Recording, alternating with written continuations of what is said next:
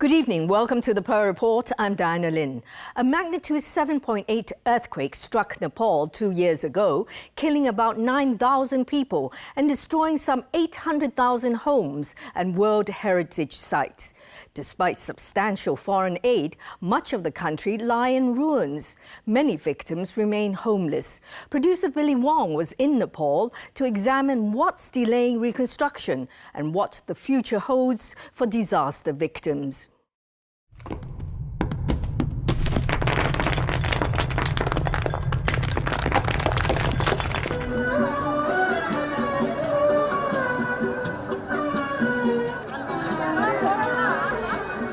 Shivratri, one of the biggest Hindu festivals. Devotees pay homage to Lord Shiva in temples and shrines across Nepal, where 80% of its population of 30 million are Hindus.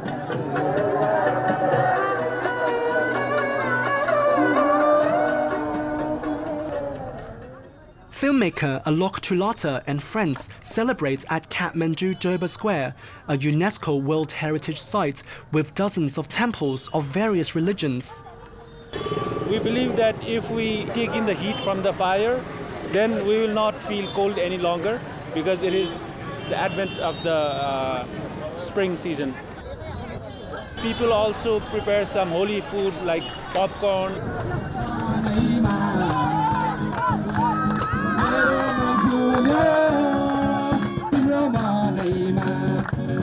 Today we are doing the bonfire and the musical program in front of Kastamandap so that we could draw more attention from the public that Kastamandap needs a rebuilding and the community needs to be involved. Nepal's capital, Kathmandu, is named after the Kastamandap, a 7th century guest house, one of the nation's oldest. In recent decades, it was used as a community hall.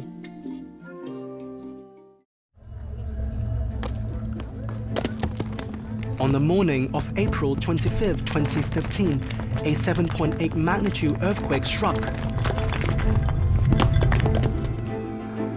Community worker Dana Kapali was volunteering with his wife, a nurse in the blood donation drive here. My wife was poking someone's arm for blood. If I stayed in front of her, I might distract her, so I went out. After I went out, the earthquake hit. I think everything collapsed in 2 minutes. There was dust everywhere. I couldn't see anything. I got out to the road and started to cry, shout, and scream for help. People around the community came and started to help clear the rubble. He says government rescue teams took several hours to arrive. Scores of people were killed. If the government had sent the rescue team immediately, then my wife wouldn't have died. All my family members have great love and respect for my wife. In our 32 years of marriage, we were never rude to each other or had serious conflicts. She's very soft-spoken. It took 8 hours to extricate her body from the rubble. My wife's body did not have any scratch or blood and looked alive. I think my wife died due to suffocation. When I recall those days, I still feel anxious and depressed. Still, my family could not settle down well. After the death of my wife, my children could not work. They had trauma. The epicenter of the tremor was in Gorkha, northwest of Kathmandu. Seismic waves devastated central Nepal, killing around 9,000 people. To quite some extent, this is a man-made disaster in the sense that we did not maintain the building, and some of the reconstructions, the restorations that we have done actually weakened the building quite badly. One of the major suspected reasons for the collapse of this building is this renovation that was done in the 70s, in which they put this brick floor talia brick floor on the ground floor, and while they put that, they removed some of the timber structure that was here, structurally damaging the earlier system. The earthquake wreaked havoc to the 7 centuries-old UNESCO sites in Kathmandu. Over 700 heritage buildings were damaged nationwide. 2 years on, only less than 10% have been rebuilt.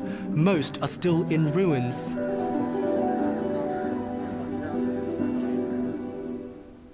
Dr. Govinda Pokharel, a veteran public official, was recently appointed head of reconstruction, vetting and supervising all reconstruction projects.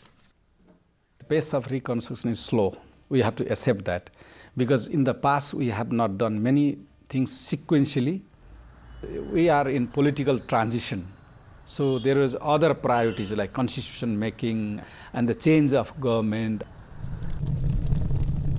A decade-long civil war overthrew the 240-year-old monarchy, giving birth to the Republic of Nepal in 2006. Engulfed in partisan conflicts, the parliament elected 9 prime ministers in the past decade and fought over the drafting of a new constitution that came into effect in September 2015. Lots of political issues took priority than the reconstruction. It's a politics and bureaucracy that has contributed in delaying the process. The site of Kastamandap is now fenced off. Devotees wishing to pray in the shrine inside are now paying homage to this lock with offerings of rice and incense. The heritage monuments, we believe, are actually living monuments with a soul of their own. The government has undertaken heritage reconstruction as just like building a road and award the reconstruction of the temple to the lowest bidding contractor. There's of course a big question mark about what would be the quality of the reconstruction. We need around nearly 10 billion US dollar, and we have commitment around 4.5 billion US dollar in technical assistance and budgetary support, financial grant and soft loan from different development partners.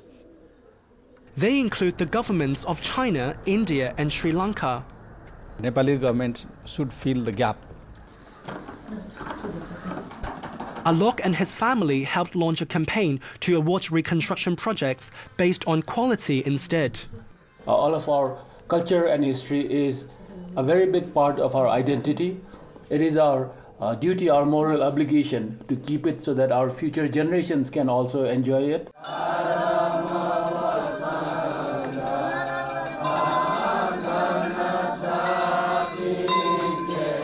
Swayambhu in central Kathmandu. It's 5:45 a.m. Devout Buddhists gather here every morning to participate in religious rituals. The ritual, we believe it is the giving of life to the stupa. What we, the person do when they get up, they like wash the face. So the first ritual was to wash the face and to wake up all the god and goddesses. This UNESCO World Heritage dates back to the 5th century and has long been managed by a Nepalese caste native to this area. We are the Buddhacharyas who take care of the Swayambhu stupa. We are like a priest or security or everything. The Buddhacharyas make their living selling souvenirs to tourists. 30 families totaling 200 members lived in apartment buildings surrounding the main stupa until the earthquake. When I came back here in the afternoon, I feel like I was in the dream, very bad dream, because all was broken in here and there. 97 people lost their homes, including Dipesh Buddhacharya. It used to be my old house. It was totally damaged.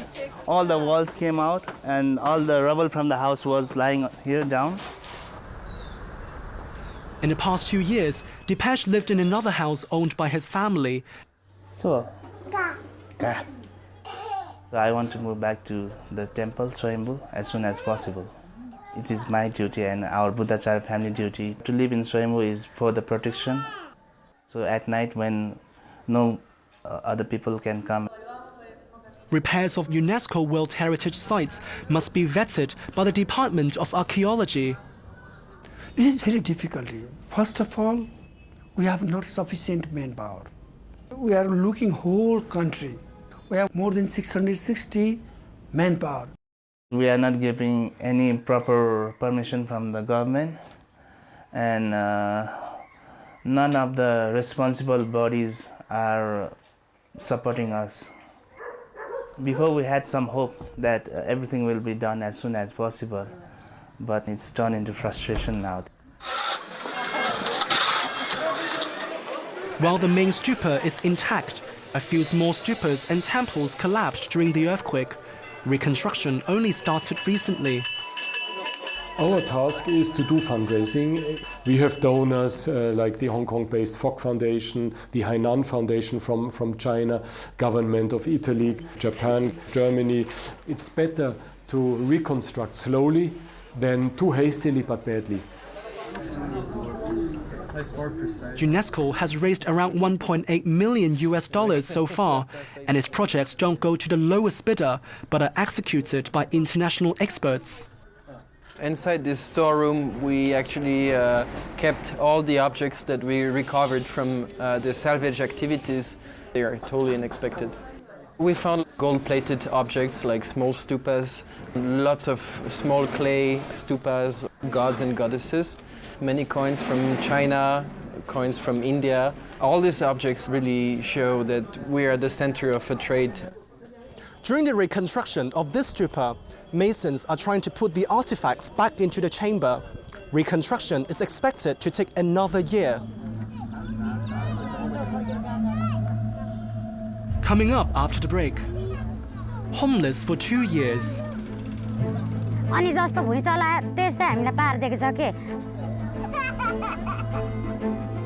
Is there light at the end of the tunnel? Stay with us.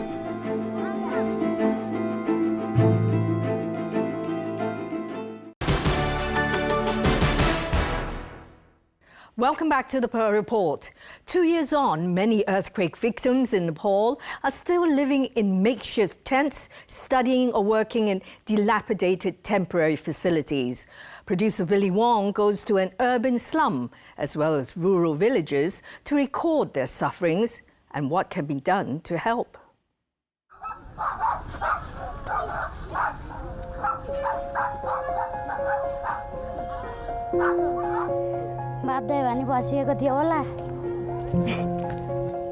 In the 2015 earthquake, the Catholics' home in Sindhupachok was crushed by a landslide.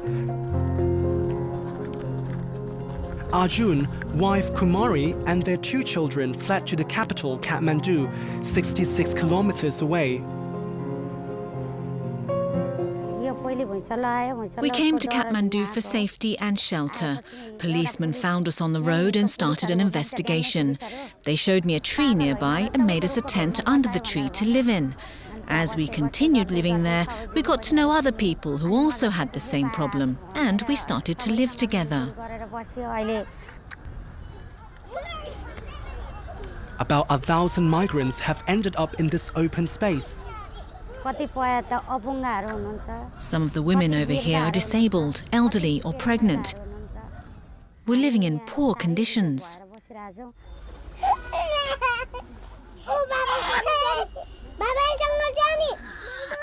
An NGO make these tents for them. There's no electricity. The squatters get their water from a public tap, and permanent housing is elusive.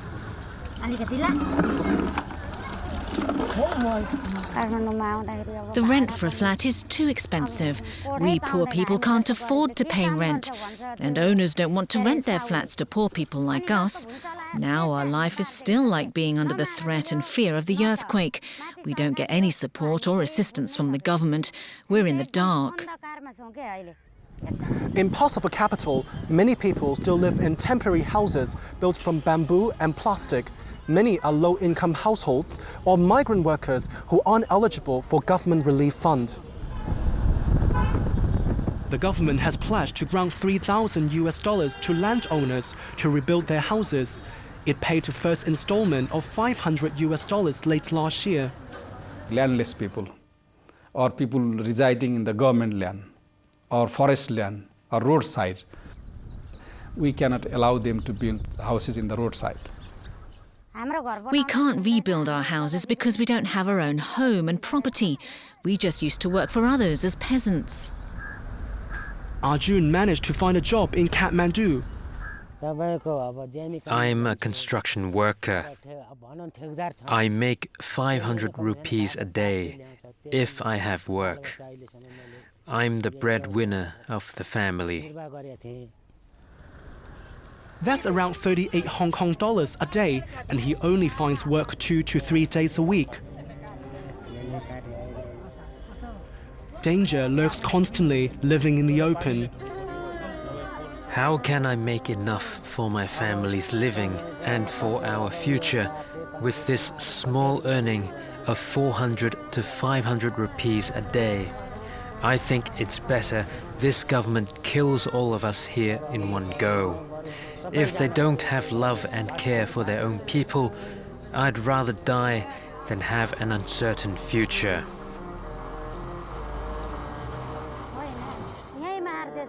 Kill us if they can't take us elsewhere.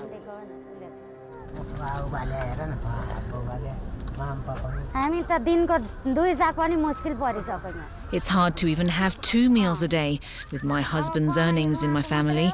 Sometimes when he doesn't earn anything, we go to sleep without food. It's cold inside the tent during cold days. After midnight it becomes very cold. We have to give all our warm clothes and blankets to our children.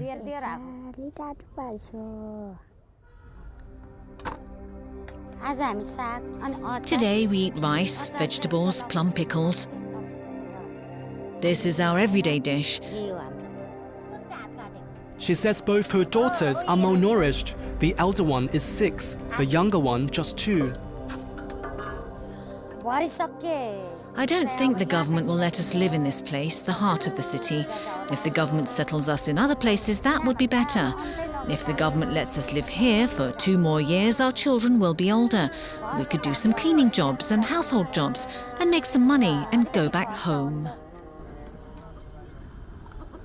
Late last month, the government finally evicted all the occupants and bulldozed their tents in order to build new housing on the land.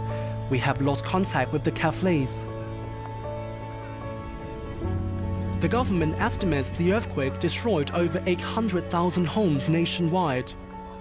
More than 100,000 houses are being under constructed or completed. More priority is for housing sector because socially and politically it is much more important. We'll set target of 5 years. Most of the house will be reconstructed. Most of the buildings and hospital will be reconstructed.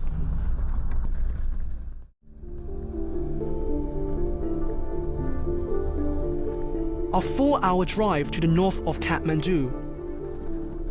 We are growing in the Melamchi. It's in Sindhu Palsok and is the worst hit by earthquake.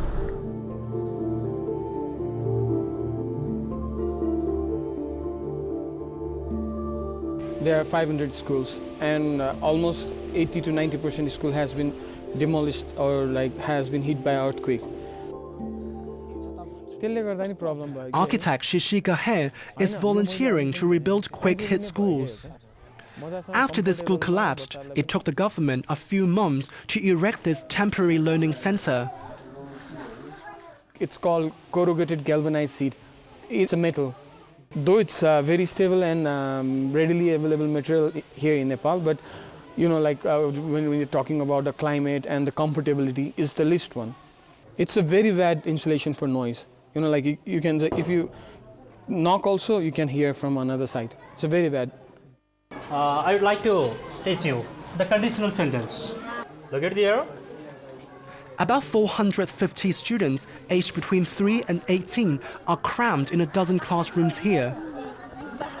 It is noisy because with more than 50 students study in one class, so 50 students and other classes making noise. And we cannot understand what sir is saying, and we cannot focus our study in also in our mind will be in another place.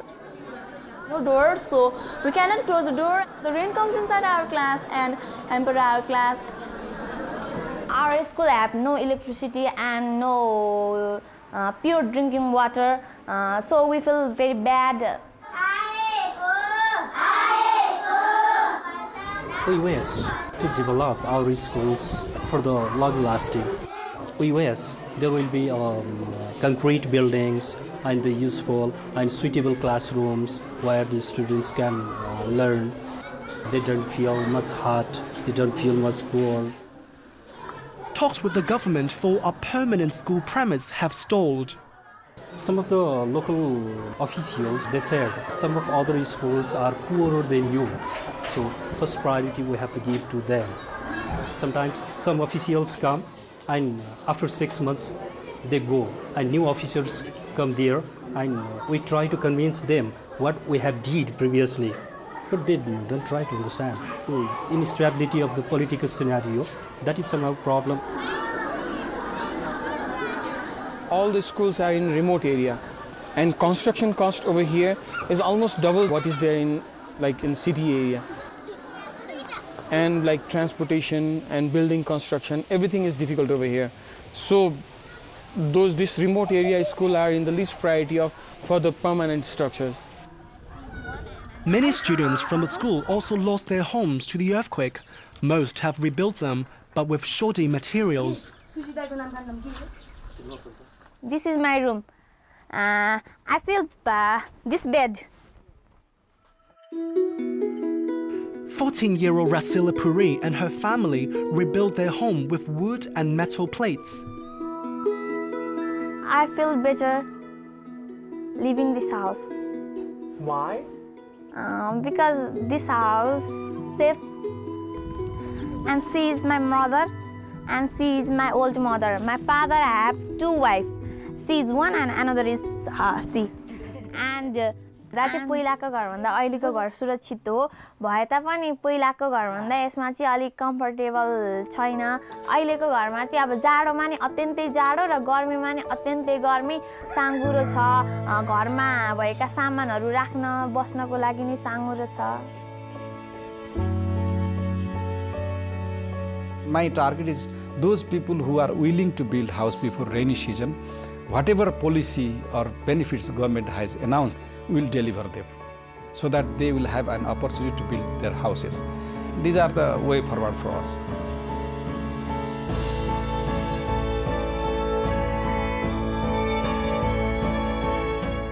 Well, thank you for watching our show. It will be re-aired on Monday, Tuesday and Saturday, as well as on tvb.com.